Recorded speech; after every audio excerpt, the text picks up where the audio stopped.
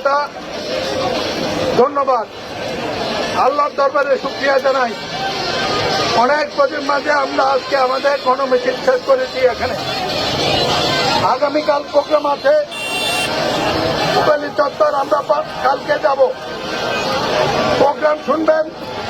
কালকে গণমিছিল আছে, পরশুদিন গণমিছিল আছে, 20 তারিখে টাউন হলে জনসভায় আমি বক্তব্য রাখবো।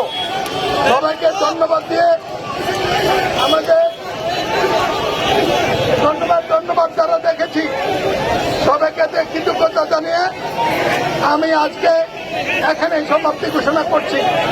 এখানে যারা এসছেন বিএনপি নেতৃবৃন্দ, সভা মিয়া সাক্ষ্য নেতৃবৃন্দ, সবাইকে ধন্যবাদ জানাই।